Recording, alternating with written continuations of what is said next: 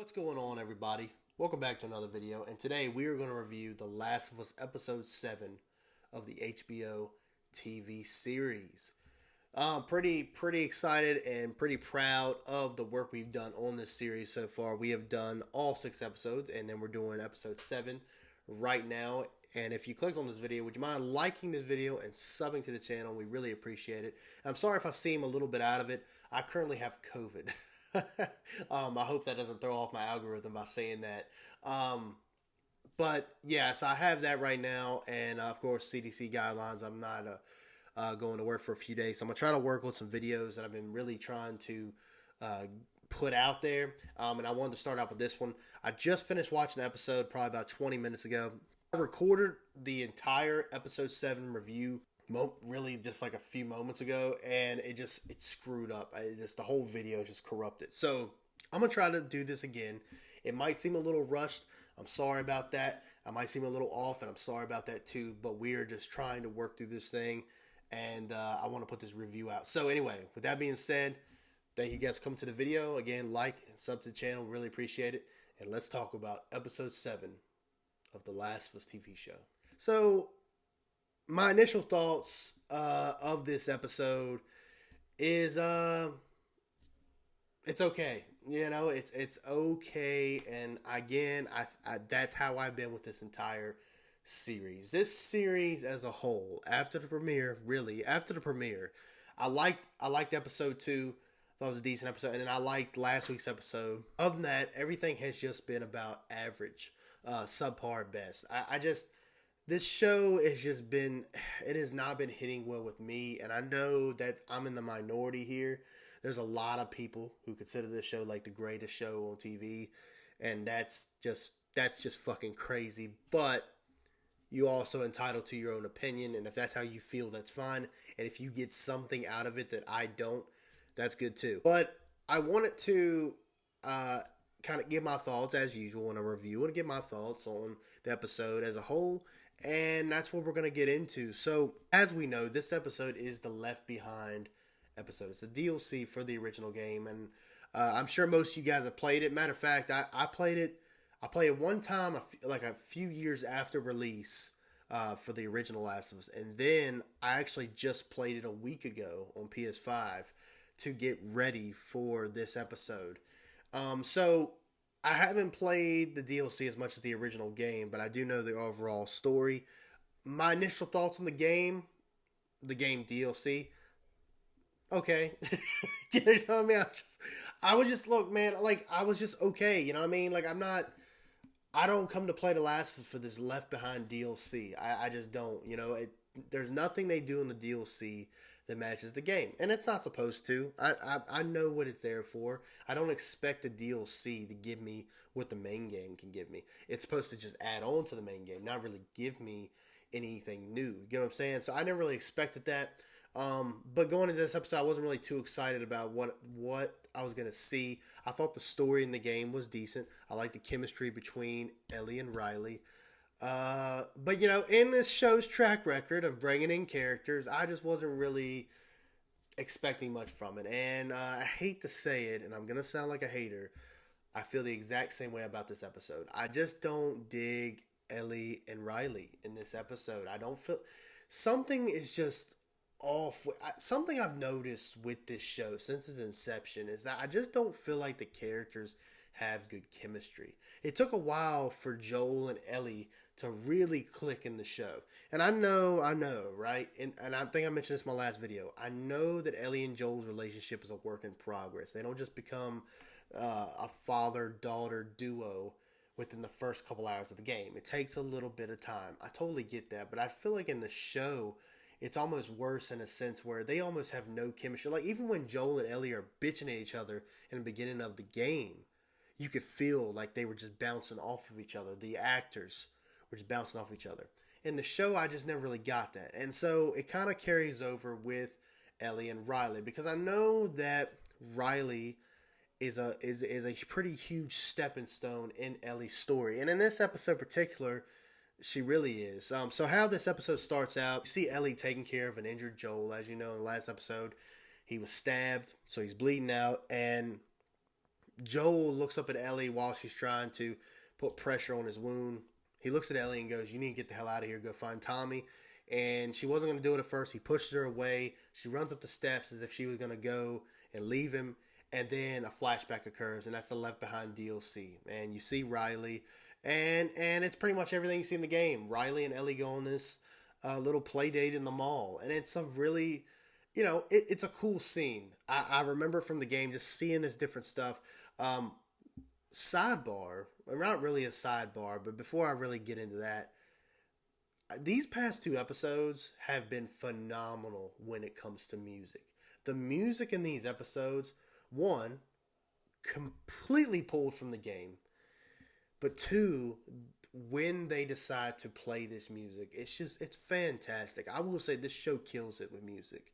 The Last of Us soundtrack is one of my favorite soundtracks of all time, and there's a sequence where, and I think they played the song twice in the episode, but one I remember in particular is Ellie when she first gets up to the first like deck of the mall, and she looks out and the lights come on and you see all these shops light up after Riley cuts on the electricity, and you hear this theme playing in the background, and it's so beautiful because I remember I had a PS4 a couple years ago, and this is when PlayStation was awesome and they let you customize your own home screen where you could have like different themes.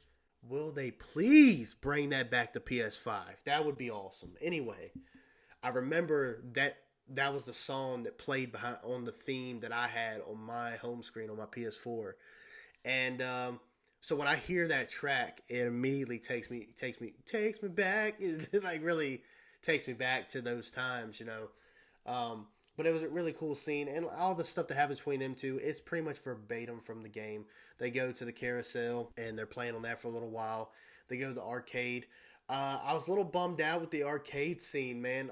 One of my favorite moments in the Left Behind DLC is the arcade when Ellie wants to play that Street Fighter clone or a Mortal Kombat clone in the game. In the show, it's actually Mortal Kombat.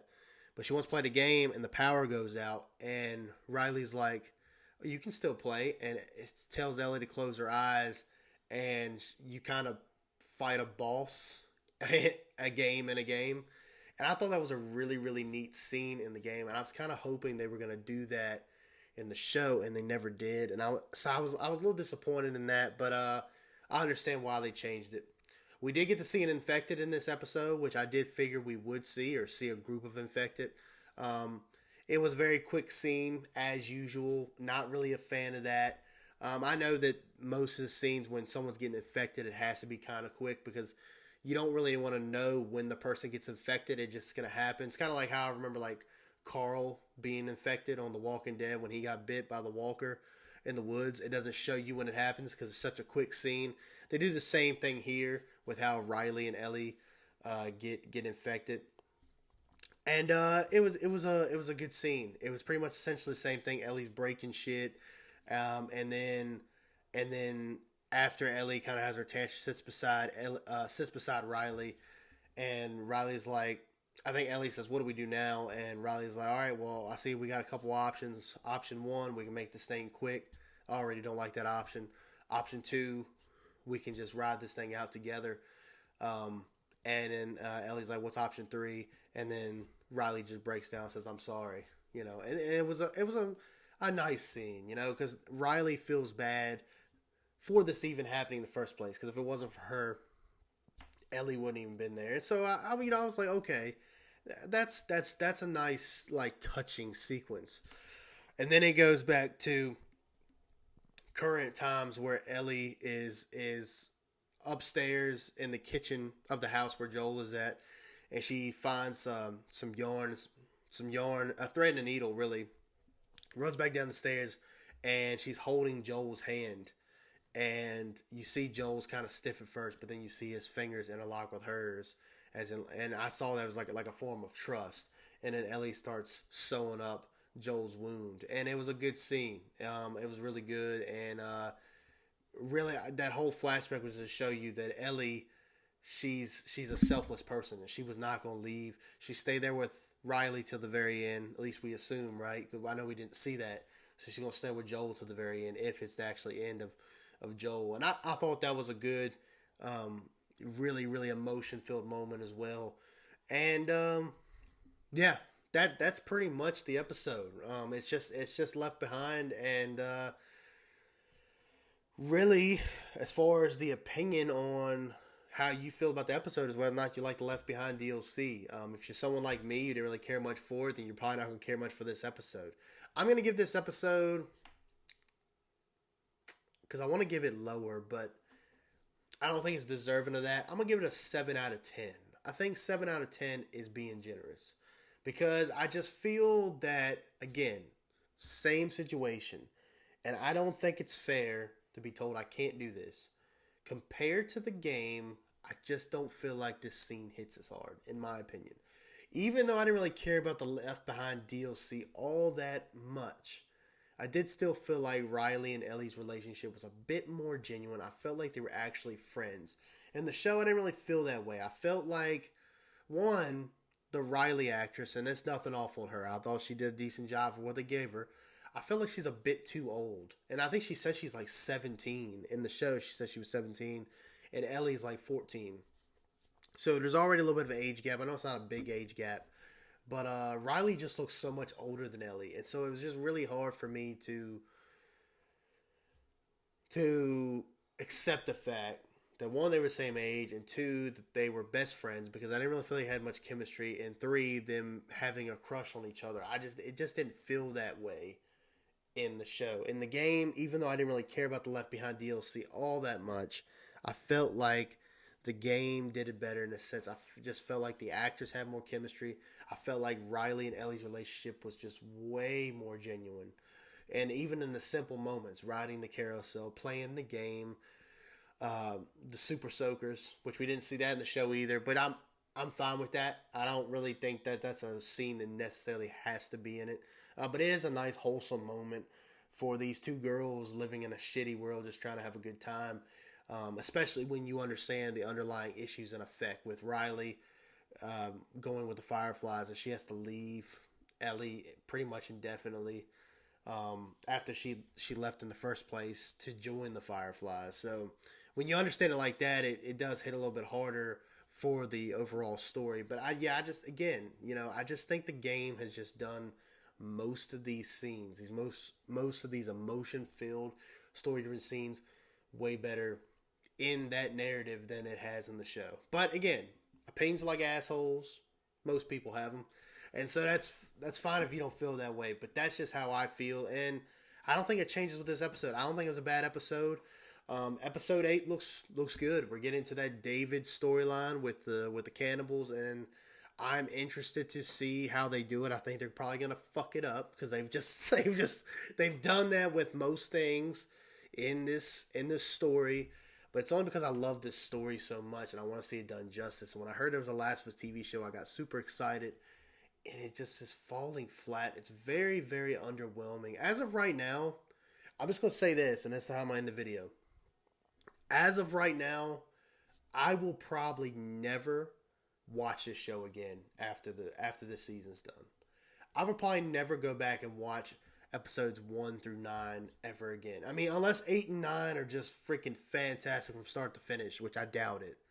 I will probably never watch this show again because it's underwhelming. There's no memorable scenes. All the scenes they try to make memorable are done way better in the game. Like, when I want to think about these scenes, I'm gonna go look at the game, man. I'm just gonna go freaking pull up a YouTube video and watch the game, or watch some saved gameplay I have on my PS5 and watch that. It's just seeing the these scenes that just feel so shallow that they try to redo from the game. It just doesn't work. It's not working for me, and so that's my big complaint with it. I just don't feel like this show works for me. Um, Todd Howard action. But anyway, what do you guys think about the episode? Am I being a bit too harsh? Probably. But I feel like I'm making decent points. And I'd love to go into more detail with it. If you have a different opinions, please let me know down in the comments. And again, let me know how you feel about this whole series as a whole so far, and as we're approaching the last 2 episodes, and what do you expect from the show going forward. And yeah, with that, thank you guys for watching. We'll see you next one. Bye, guys.